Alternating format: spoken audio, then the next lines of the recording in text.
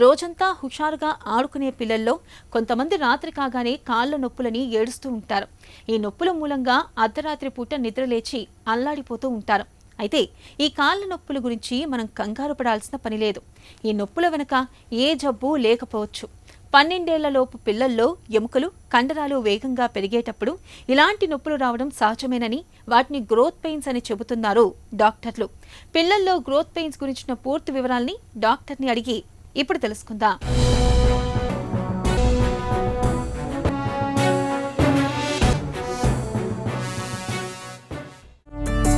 Growth pains అంటే ఏంటి? పిల్లల్లో మనము ఈ కాళ్ళ నొప్పులతో వచ్చే వాళ్ళు పేరెంట్స్ తీసుకొస్తూ ఉంటారనమాట.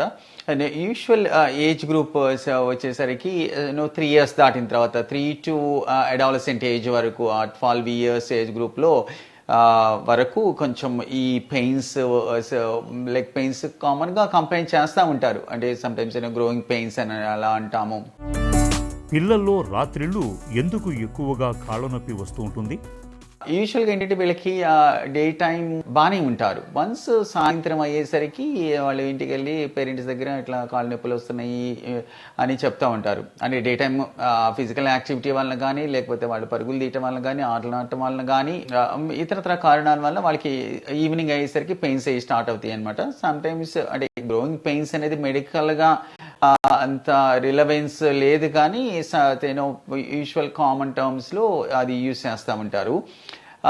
దానికి ఎగ్జాక్ట్ కాజ్ ఏంటనేది కూడా తెలియదు. దానికి ఇది పర్టికులర్గా ఒక డిసీజ్ అని కానీ, లేకపోతే దానికి పర్టికులర్గా కాజ్ కానీ exactly we don't know. But some children they do get these kind of pains. ఈ రకమైన నొప్పులు అయితే కనుక సాయంత్రం అయ్యేసరికి వస్తూ ఉంటాయి. విటమిన్ డి, కాల్షియం లోపం వల్ల కూడా గ్రోత్ పెయిన్స్ వస్తాయా?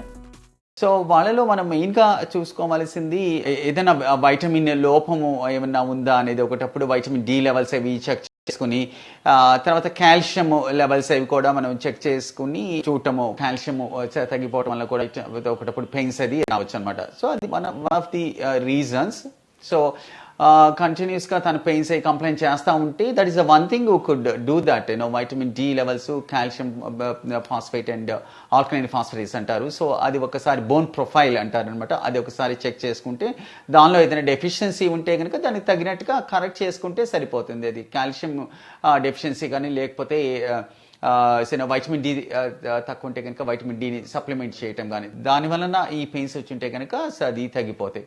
తర్వాత ఇంకా అదర్ కారణాలు కూడా ఉన్నాయి లెగ్ పెయిన్స్కి. నాట్ జస్ట్ ఈ డెఫిషియన్సీ వలన లేకపోతే గ్రోయింగ్ పెయిన్స్ అని కాకుండా కొంతమందికి మజిల్స్లో, లెగ్స్లో మజిల్ పెయిన్స్ రావచ్చు. కొంతమందికి జాయింట్స్లో పెయిన్స్ అది రావచ్చు. సో మజిల్ పెయిన్స్ రావడానికి అగైన్ ఈ physical activity, day time activities వల్ల పెయిన్స్ రావచ్చు. కొంతమందికి మయోసైటిస్ అంటారు. అంటే just viral myositis, some kind of virus వల్ల కూడా మజిల్స్ దగ్గర ఇన్ఫ్లమేషన్ వచ్చి దానివల్ల పెయిన్స్ అది రావచ్చు. సో ఆ వైరల్ కైండ్ మయోసైటిస్ అయితే కనుక అది యూజువల్గా తగ్గిపోతుంది. దానికి పెద్ద మెడికేషన్స్ కూడా ఇవ్వాల్సిన అవసరం లేదు. ఇన్ఫాక్ట్ ఆల్ కొంచెం పెయిన్స్ ఉన్నప్పుడు పారాసిటమాల్ కానీ అలా or sometimes anti inflammatory medications కానీ ఇస్తే సరిపోతుంది. యూజువల్గా పారాసిటమాల్ ఇచ్చినా సరిపోతుంది.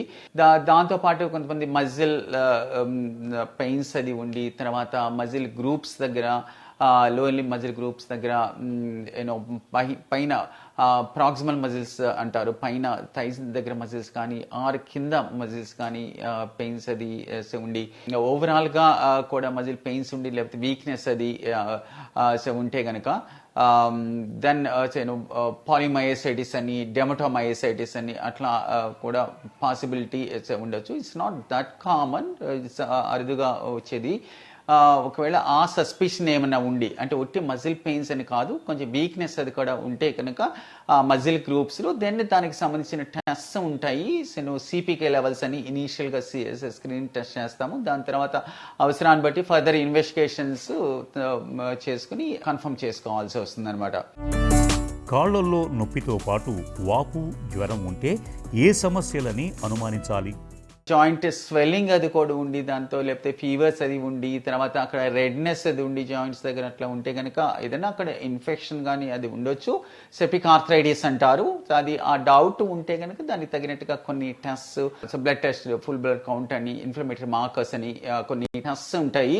తర్వాత ఆ జాయింట్స్ కి సంబంధించిన టెస్ట్లు, సో ఆటో యాంటీబాడీ స్క్రీనింగ్ అంటారు. సో అది కూడా చేసుకుని దాన్ని బట్టి ఇన్ఫెక్షన్ వలన వచ్చిందా septic arthritis or some auto immune conditions ఉంటాయి.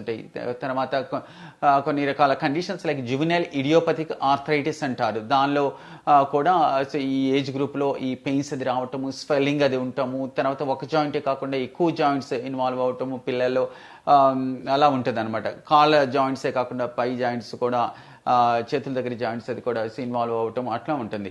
సో బేసికలీ అంటే ఒక తన క్లినికల్ ప్రెజెంటేషన్ని బట్టి, తన సిమ్టమ్స్ని బట్టి, తర్వాత మనం ఎగ్జామిన్ చేసినప్పుడు ఆ సైన్స్ని బట్టి, దాన్ని బట్టి నెంబర్ 1 ఇన్వెస్టిగేట్ చేయాలా, లేదా ఇన్వెస్టిగేట్ చేస్తే ఎంతవరకు ఇన్వెస్టిగేషన్స్ చేయాలి, రియల్గా ప్రాబ్లమాటిక్గా ఉండి ఇంకా మల్టిపుల్ సిమ్టమ్స్ నేను చెప్పిన అన్నీ ఉంటే కనుక దానికి ఫర్దర్ టెస్ట్ కూడా ఉంటాయి. ఫర్దర్ టెస్ట్ అవి కూడా చేసి దాన్ని బట్టి ఏంటనేది డయాగ్నోసిస్ తెలిస్తే దాని ట్రీట్మెంట్ అది ఈజీ అవుతుంది.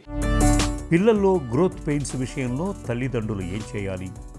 ఎక్కువ these kind of leg pains అనేది పిల్లల్లో వచ్చేది ఏమైనా డెఫిషియన్సీస్ ఉంటే కరెక్ట్ చేసుకోవటం, like vitamin D and calcium deficiency and ఈ గ్రోయింగ్ టైప్ ఆఫ్ పెయిన్స్ అయితే కనుక యూజువల్గా కొంచెం రెస్ట్ తీసుకుని తర్వాత సిమ్టమాటిక్గా కొంచెం paracetamol sometimes anti inflammatory medications వాడితే అవి తగ్గిపోతాయి. కొన్ని రకాల ఎక్సర్సైజెస్ అవి కూడా ఉంటాయి. ప్యాసివ్ ఎక్సర్సైజ్ చేస్తే స్లోగా ఈ టైప్ ఆఫ్ గ్రోయింగ్ పెయిన్స్ తగ్గిపోతాయి.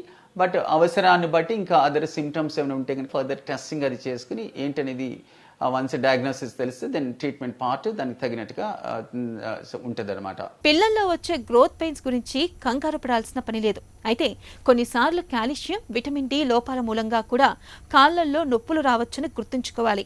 పిల్లలు కాళ్ల నొప్పులతో బాధపడుతున్నప్పుడు అవి గ్రోత్ పెయిన్సా లేక విటమిన్ల లోపాలా అన్నది పరీక్షల సాయంతో తెలుసుకుని తగిన జాగ్రత్తలు తీసుకోవాలి.